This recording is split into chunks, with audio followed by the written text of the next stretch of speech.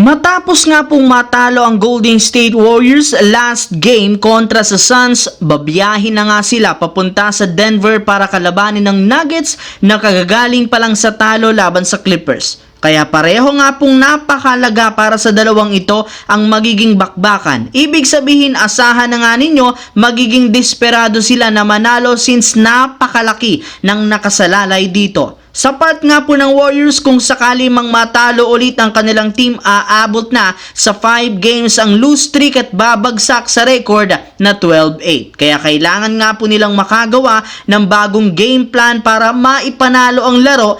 Kung hindi naman, siguradong hindi sila pagbibigyan ng Nuggets, lalo na si Jokic, nagigil nga pong makabawi sa kanilang home court. Kagaya nga po sa Warriors, hindi rin naman maganda ang sitwasyon ng Nuggets sa West, kaya hindi nga nito sasayangin ang oportunidad na makakuha ng panalo sa tuwing meron silang advantage.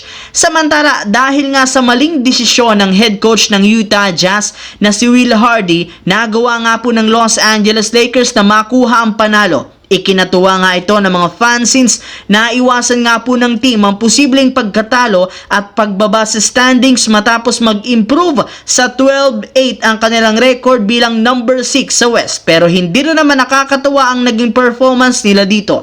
Nakakahiya nga daw isipin na kamuntikan pa silang matalo ng isa sa pinakamahinang team. Kaya ibig sabihin lang yan, kailangan talaga nilang magsagawa ng trade as soon as possible. At base sa source, mismong front office na ng Pelicans ang gustong makipagnegosasyon sa Lakers. And this time, gusto nga nitong ibalik sa Lakers si Brandon Ingram sa isang trade. Subalit, agad nga itong kinall off o tinanggihan ni Rob Pelinka ang alok na ito ng Pelicans dahil lugi sila sa napakalaking kapalit na hinihingi nito na sina Dalton Keunig at Austin Reeves. Nilinaw nga po ng Lakers, wala silang balak ipamigay ang dalawang ito dahil sila ang magiging future ng kanilang prangkisa.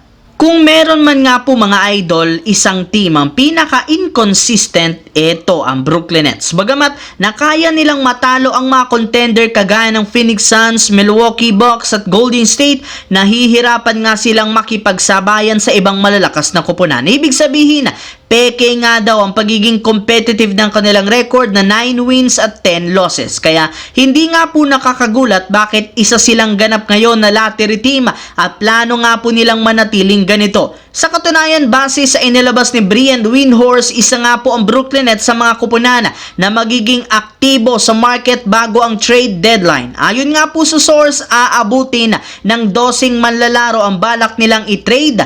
Kagaya na lamang ng kanilang mga key player na sina Cam Thomas, Dennis Schroeder, Cam Johnson, Nick Claxton, Bojan Bogdanovic, Dorian Finney-Smith, Ben Simmons at De'Aaron Sharp. Since ayaw ng Nets na maging competitive, focus nga sila ngayon sa pagre-rebuild at pagtanking sa mga first round pick.